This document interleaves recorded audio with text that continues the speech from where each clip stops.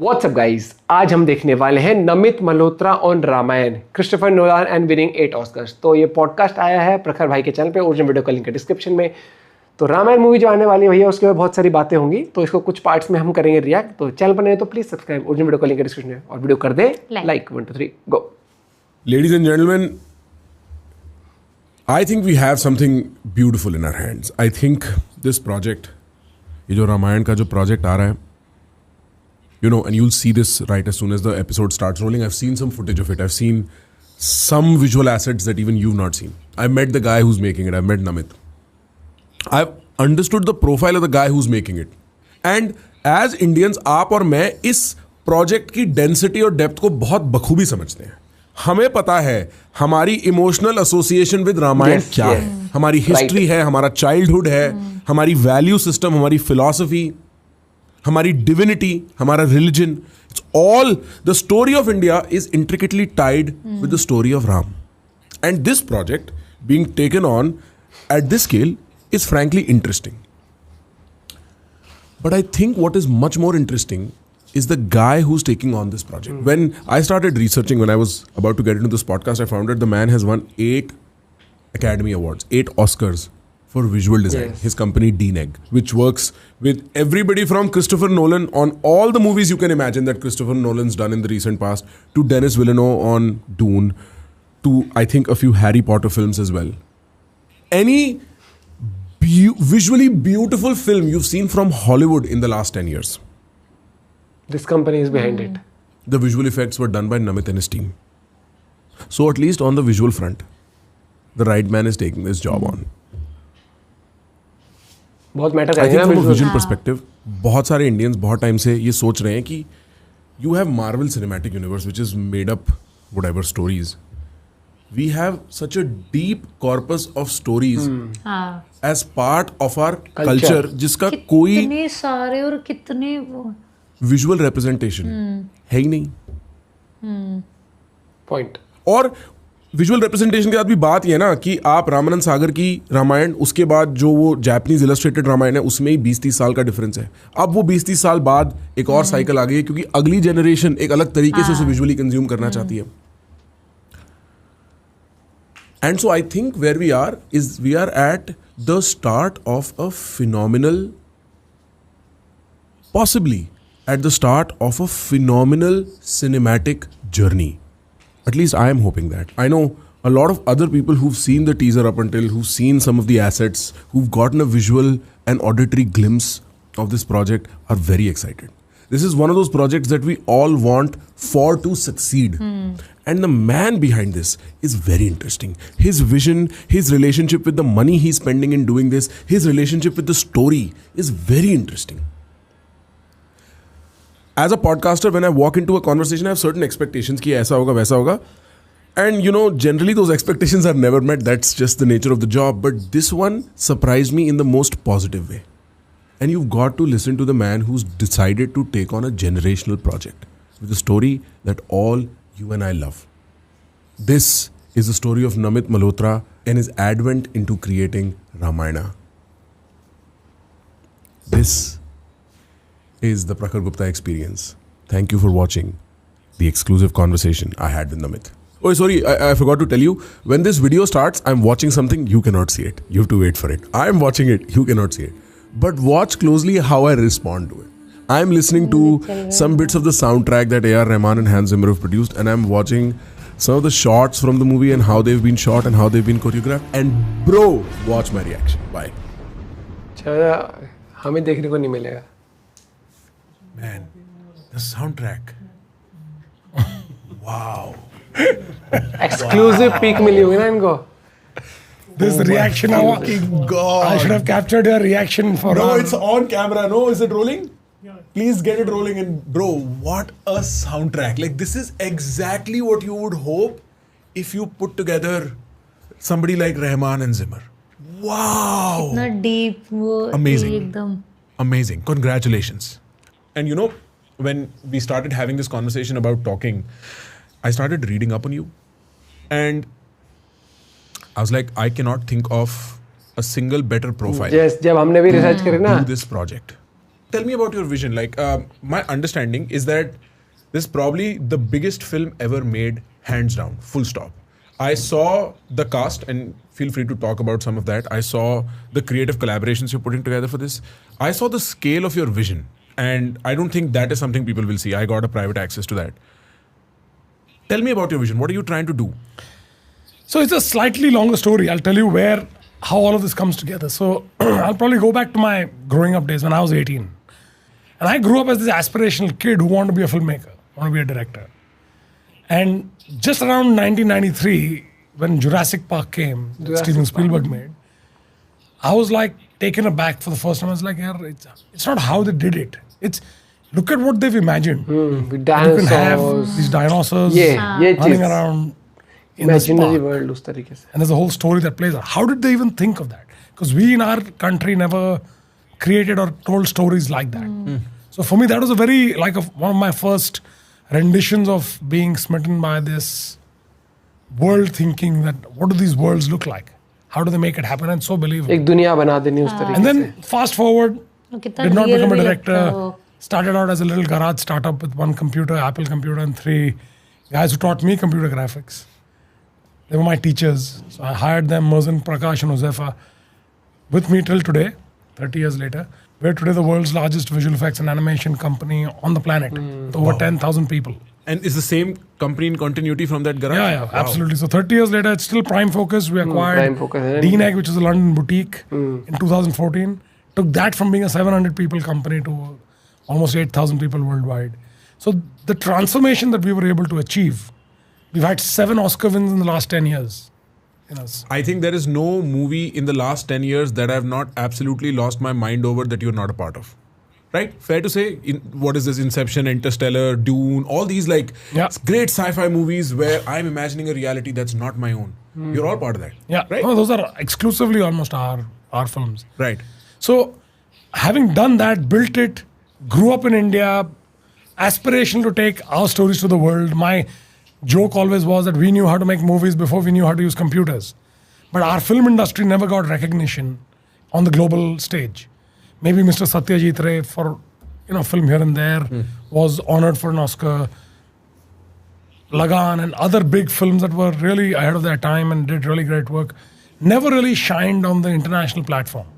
So they always saw us as there's a big Bollywood or an Indian film industry. And it was never treated with the same amount of respect or appreciation that any other mature industry should be. It sort of existed for over 100 years. We've told our own stories, we've done it without any help from Hollywood or anybody like that. And that, as I was building the company up, even though we were a tech-enabled company, I got to the early 2000s and, as the Y2K phase happened and IT companies grew, I was like, why aren't they using us? We have the same technology, we have the same people. Why are they not using us? And that's where, in my little journey of being that 18-year-old to being, that kid who played cricket in school to the kid who played for his, state, school, country. Right. I was like, are we any good for the world? Right. So that became a sort of a, call it a challenge or an opportunity for me to, so for me it was like, am I any good for the world? Are we going to try it out? Right. So I got started, bought companies, walked into the West, moved my family in 2010 after the crisis of the 2008 US recession that happened. 2008-22 बहुत Only to ज़्यादा realize हुआ था. that, I sort of built the most successful company from India, bought their companies there. And I walk into America and hi, I'm Namit Malhotra from Prime Focus. And it's like, who is Namit Malhotra, who is Prime Focus? What have you done here? What have you done in America? What have you done in Hollywood?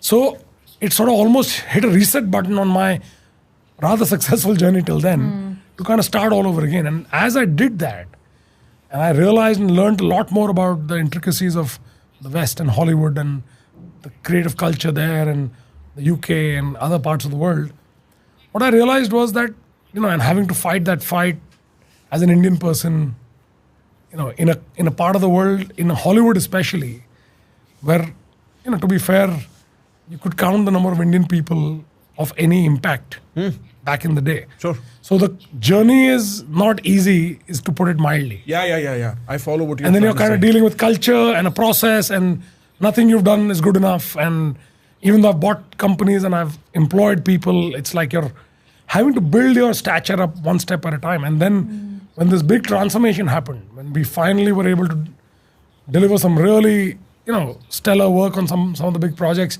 that's when the sort of a shift happened, where Hollywood recognized me and the work we were doing and said, hey, this is not a cheap alternative. This is a better alternative. Talk to him because he cares about what we do. He's going to deliver the highest quality. And while he does that, he's going to make sure we are efficient. So that journey took a while. And then I realized that being a services company is perfectly fine. That's what we live and do every day with. And then you had the pandemic and the actors and writers strike. And the second time around, when I had the next sort of a reset button hit, because we were at our peak as a company. 2020. Over 2020. Like I was the busiest company we've ever been, with the best lineup of Hollywood films, from James Bond to Dune to, Wonder Woman, all of that in 2020 itself. And the strike hits and suddenly industry shut down. I've got 11,000 employees. So I'm like, I can't survive. I've got to make salaries every month. I can't sit here and look for the next project to happen. So I started calling clients and said, can we start producing together? Can we do something together? And I realized that that's where the opportunity came, that we should do something slightly more entrepreneurial, because that's who I am.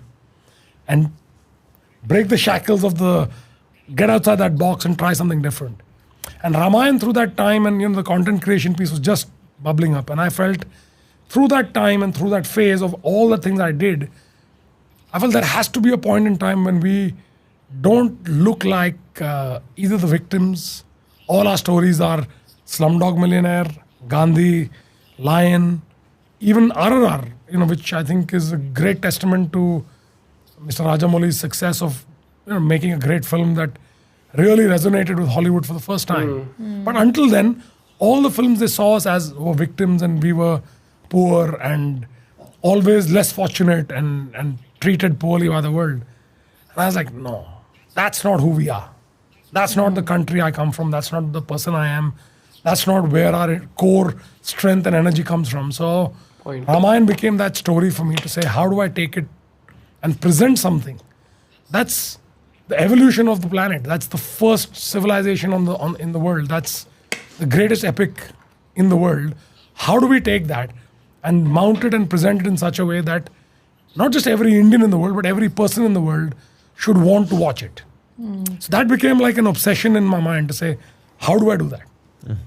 And that sort of became a culmination or a convergence of everything I'd done in my 30 years is sort of coming together, and Ramayana has sort of become that life goal now to just make it happen in the best manner that's possible. The best manner it's possible. वही वाली बात कि उनको present वो दिखाना चाहते हैं movie को जो बेस्ट पॉसिबल भी हो, और मुझे लगता है इनसे बढ़िया कोई भी हो नहीं सकता था, क्योंकि इनकी कंपनी प्लैनेट पर VFX वाइज हो गया, हर तरीके से वो कहते हैं क्वालिटी, मतलब इससे ऊपर इमेजिन नहीं कर सकते यार. मतलब यार इंटरस्टेलर, ड्यून मूवीज कर दीजिए, फोन पे कर रहे काम, मतलब वो उनका मतलब लाइनअप आप देखोगे 7 ऑस्कर ना, विनिंग 8 ऑस्कर्स भाई. मतलब आप ये सोचो कि, और जैसे जब हमने प्रखर के रिएक्शन देखे, जो गाना सुना और बोले ना, कुछ ग्लिम्स भी देखे मूवी के, उसमें जो बहुत हल्की सी वो आई थी ना, क्योंकि जब वो आया था इंट्रोडक्शन आया था क्या, उसमें भी जो लास्ट में बहुत हल्की सी आवाज आई थी वो वाली. This is going to be huge, this is going to be game changer for the Indian cinema. And मुझे लगता है कि इसके बाद नमित मल्होत्रा इंडिया की बहुत सारी हमारे कल्चर की मूवीज, स्टोरीज, हमारे हीरोज को मुझे लगता है ये और प्रोड्यूस करेंगे एज अ प्रोड्यूसर, बड़े स्क्रीन पर लेके आएंगे, क्योंकि मुझे लगता है कि जितनी बड़ी स्टोरी उतना ही बड़े लेवल पर उनको प्रेजेंट करना पड़ेगा, क्योंकि आज की ऑडियंस चेंज हो चुकी है.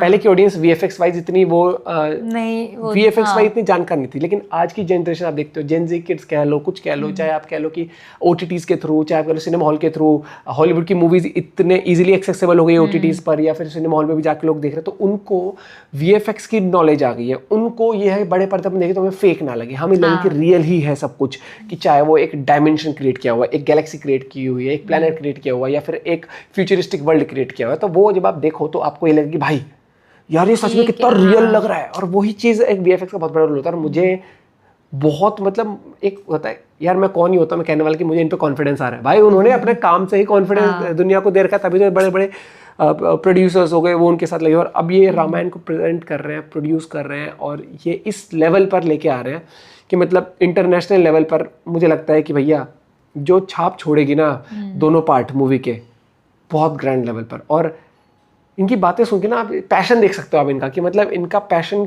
कितना, मतलब ये जुनून इनके अंदर है कि ये मूवी मुझे इस तरह प्रेजेंट करनी है कि लोग को एक्सपीरियंस मिल सके। क्योंकि वो बहुत सही बोला कि 20-30 साल में ना कोई भी कुछ होता है तो जनरेशन चेंज हो जाती है, और फिर वही है, जैसे अब आप देख लो स्पाइडरमैन के 3 पार्ट जो थे उसमें वो पुराना वाला टॉमी मैगवायर नाम था, पता नहीं क्या था, मुझे नाम याद नहीं है, उसको जब हम देखते थे, अब उसी ने कंटिन्यू तो नहीं किया, लेकिन अब जब दोबारा रिबूट हुई स्पाइडरमैन की तो टॉम हॉलैंड को लेके आया वो चीज़। तो मुझे लगता है अब जैसे रामायण आ रही है तो मुझे लगता है कि VFX वाइज भी हर तरीके से एक बड़े लेवल पर रामायण को हम देखेंगे तो बहुत कुछ फील गुड वाला फैक्टर तो आएगा, लेकिन एक कहते हैं ना रीच आपको अब हॉलीवुड की मिलेगी, हर एक चीज़ इंटरनेशनल लेवल पर भी। और प्लस यार मार्केटिंग की तो आप सोचो ही मत, इनके कॉन्टेक्ट्स छोड़ो, ये इतने बड़े वो बन चुके हैं उस कि इनका एक नाम, जैसे अब ऐसे इंडिया में क्या है, ऐसे राजामौली की वीडियो वो मूवी आने वाली है, सर की मूवी आने वाली है, एक्साइटमेंट रहेगी। नमित मल्होत्रा ने इस मूवी के VFX करे हैं, ये प्रोड्यूसर भी हैं इसी मूवी के, हर एक चीज़ है, तो भाई फिर तो आदमी ये है कि भाई हॉलीवुड वाले डिस्ट्रीब्यूटर्स भी होंगे, हर एक चीज़ होंगे वो चीज़। नेक्स्ट पार्ट पे जल्दी रिएक्ट करते हैं, आप मेरा पॉइंट ऑफ व्यू शेयर करेगा। Bye bye, take care.